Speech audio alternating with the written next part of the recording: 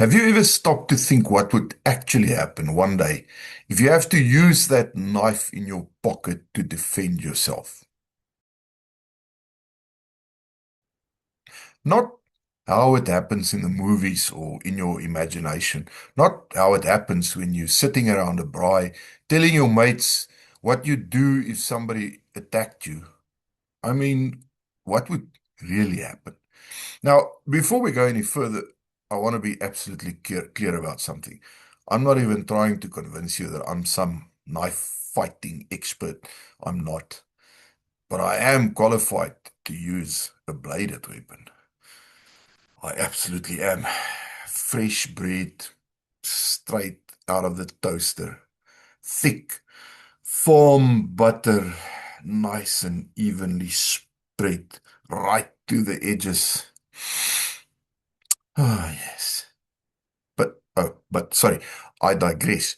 Wrong kind of bladed weapon. So let's rather talk about the other kind, shall we? Because knives occupy a rather strange place in our lives.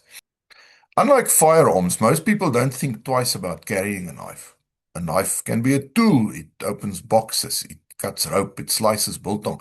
It lives in your pocket day after day without attracting much attention. Yet, at the same time, it remains one of the most devastating weapons a human can carry. And that disconnect is what I want to talk about today. Over the years, I've spoken to countless people who carry a knife every day. Some use it for work, some for convenience, some specifically because they see it as a self-defense tool.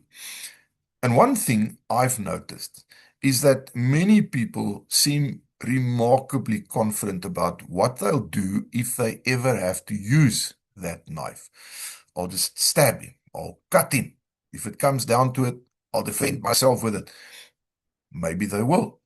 But when you start digging a little deeper, you often discover that they've never attended any meaningful training.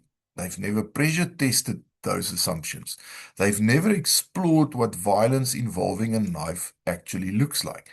They're relying on a collection of ideas that may or may not survive contact with reality.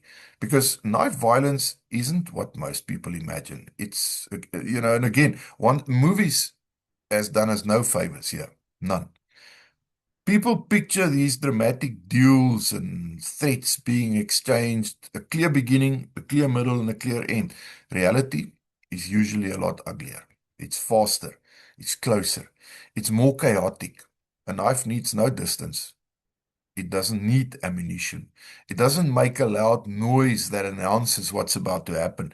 It can appear suddenly, in the blink of an eye, at conversational distance, and start causing catastrophic injuries before people fully understand what's happening.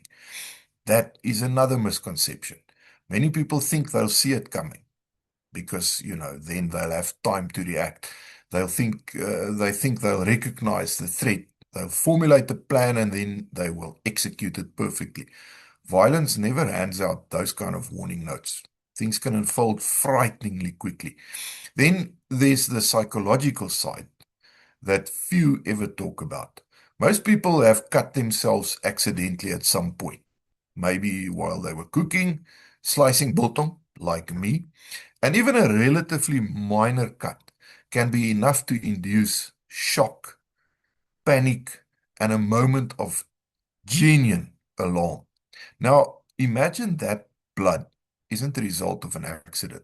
Imagine another human being is intentionally trying to harm you. Imagine that stress, that confusion, the adrenaline, the fear that accompany that moment. Very, very different experience. And perhaps the biggest misconception of all is the belief that somehow adrenaline will fill in the blanks. That when the moment arrives, you'll magically know what to do. Unfortunately, it doesn't work that way. Stress doesn't install skills, it reveals them. If you've never trained or never studied the realities involved, you've never examined nor tested your assumptions, what will you then actually rely on? Hope? Luck? Confidence? Because confidence and competence are not the same thing. That is really the point of this discussion. So this isn't an argument for carrying a knife, nor is it an argument against carrying a knife. Carry whatever tool you believe is appropriate for your circumstances, but respect it. Understand what it is. Understand what it can do.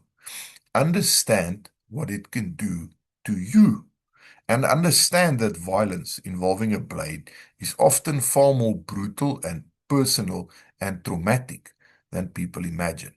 One of the most dangerous things in self-defense is not ignorance. Ignorance at least knows it doesn't know. The real danger is thinking you understand something when you don't. And when it comes to knives, a lot of people carry one daily without ever having attended any training with it and without fully understanding real knife violence. That's not a criticism, it's just reality. But if your plan for a worst day ever involves carrying or reaching for that knife in your pocket, then perhaps it's worth spending some time understanding the tool before life forces the lesson upon you. Food for thought. Stay aware, stay prepared, and stay responsible.